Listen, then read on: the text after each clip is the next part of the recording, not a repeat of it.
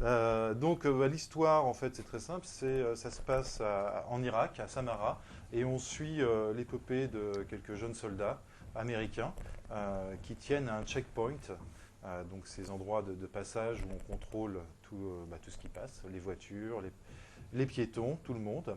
Et c'est inspiré d'une histoire vraie qui va conduire ces soldats à perpétuer un viol et le massacre d'une famille innocente irakienne. Voilà. Donc ce qui est plus bon, l'histoire, c'est évidemment une dénonciation de la guerre, mais ce qui est vraiment un point important, c'est la forme du film, puisque c'est présenté comme un docu-fiction, mais plus qu'un documentaire, on se retrouve un petit peu comme si on était nous-mêmes le reporter et qu'on retrouvait un petit peu toutes les pièces du puzzle qui vont permettre de voir ce qui s'est passé. Et pour cela, il y a plein de procédés ingénieux, puisque par exemple, on va avoir un des personnages qui veut faire plus tard une école de cinéma et qui donc filme un petit peu tout ce qui se passe. On va aussi avoir des points de vue de caméras de surveillance, on va avoir les points de vue d'une chaîne de télé arabe, on va avoir les points de vue d'un blog vidéo avec laquelle les épouses peuvent communiquer avec leur mari. On va avoir aussi le point de vue à travers un documentaire français qui est tourné sur les checkpoints. Et donc, à partir de tous ces éléments-là, mis bout à bout, on va voir différents points de vue de la situation et on va construire l'histoire. Mais en fait, c'est pas vraiment un docu-fiction, puisque je trouve qu'il n'y a pas de point de vue. On n'a pas une voix off qui nous dit ce qui s'est passé en montrant des images et en sélectionnant des documents. C'est vraiment comme si nous-mêmes, on retrouvait ces documents et on voyait bout à bout, ce qui donne en fait une proximité encore plus grande à la situation. Et ça, à ce point de vue, c'est très très réussi. Donc évidemment, au niveau du sujet, ça dénonce la violence, ça dénonce la guerre, ça montre que des garçons peuvent devenir absolument monstrueux dans une situation de guerre. Et puis, ça montre aussi que dans cette situation, personne ne comprend ce qu'il fait là. Les militaires ne sont pas contents d'être là, les Irakiens ne sont pas contents que les militaires soient là, et en fait tout le monde est malheureux, les habitants comme les soldats. Voilà, c'est le fait d'avoir aussi comme ça différents points de vue avec différentes techniques, ça permet d'avoir des rythmes très différents. Par exemple, il y a un moment remarquable, c'est quand tout d'un coup il y a ce documentaire français qui démarre avec une grande musique très lente et on voit des très jolis plans sur le checkpoint. Et ça donne, par rapport au style qu'il peut y avoir sur d'autres documents qui vont être tournés de manière un petit peu amateur, puisque ça va être quelqu'un avec sa petite caméra ou une vidéosurveillance, là tout d'un coup on va voir des images très léchées, montées, et qui permettent donc de raconter, de donner un parti pris du réalisateur. Et c'est Voilà. surtout qu'en plus, cette musique très très lente, c'est la sarabande de Handel, Oui, voilà. qu'on retrouve notamment dans Barry Lyndon, qui a été en tout cas Oui. très popularisé par le Barry Lyndon de Stanley Kubrick.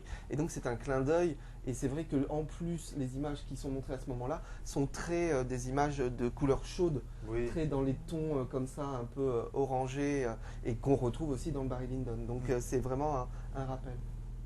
Absolument. Je voulais le signaler. Ah non, mais, Donc, voilà, mais si je vous te avez laisse des terminer. choses, moi voilà, c'est un petit peu ce que je voulais dire sur ce film et qui est très violent, puisqu'on en prend quand même plein la gueule.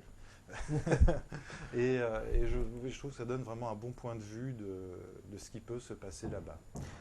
Ce qu'on peut dire aussi, c'est simplement que Brian De Palma avait déjà fait un film dans le même genre, mais enfin, voilà, totalement différent, mais sur le même sujet, par rapport à la guerre au Vietnam et par rapport à le viol d'une Viet Cong, non, tout simplement d'une Vietnamienne par des GI américains. Donc pendant la guerre du Vietnam, c'était dans Outrage. Et donc là, ça fait maintenant que ce film est sorti 15 ans. 15 ans après, il s'aperçoit que les choses recommencent en Irak.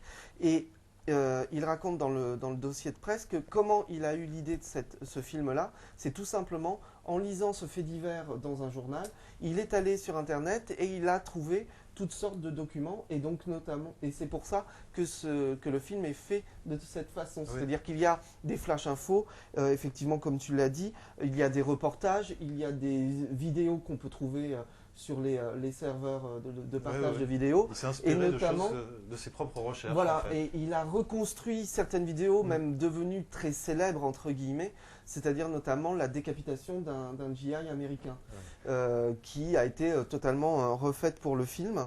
Et c'est vrai que... Oui, où là on le voit, je crois, sur un site de propagande. Justement. Oui, c'est ça, mais, et qui avait ensuite été montré à peu près partout. Voilà. Parce que cette photo avait été vraiment, enfin cette vidéo avait été même passée de mail en mail, et c'était assez éprouvant. Moi, simplement, le petit bémol que je mettrais par rapport au film, c'est que justement, ces différents styles de narration créent une distance avec les personnages. Donc, moi, à un moment donné, je me suis pas senti totalement intégré par l'histoire, que peut-être une forme courante et banale de fiction aurait peut-être pu donner plus d'émotion. Mais c'est vrai que c'est une réussite technique, scénaristique et politique. Car c'est vraiment un film politique et un brûlot sur la guerre en Irak.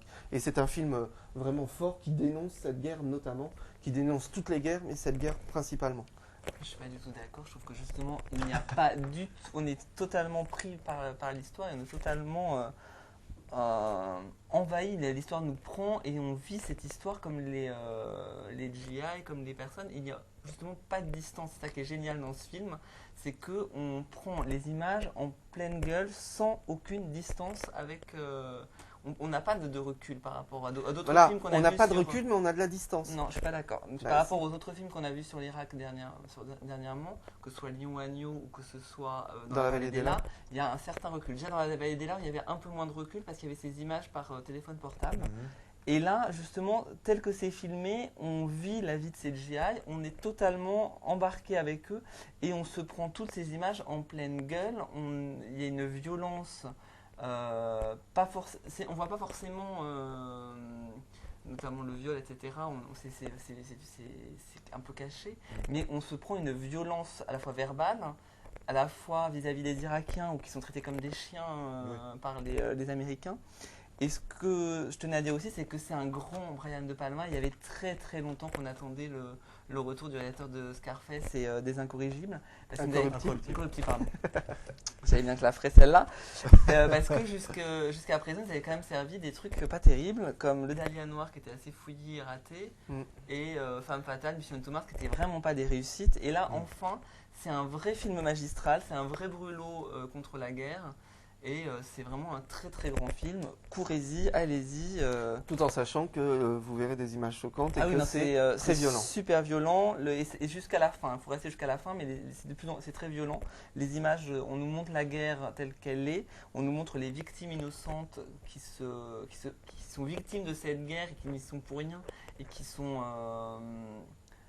il y a de la torture, il y a beaucoup de choses. C'est très très prenant. Franchement, très très bon film. Allez-y. Et donc, on va les notes, allez, pour terminer. 4G. 3G. Moi, je suis entre les deux. 3G plus 3G plus, voilà. Mais non, c'est vrai que ça vaut le déplacement.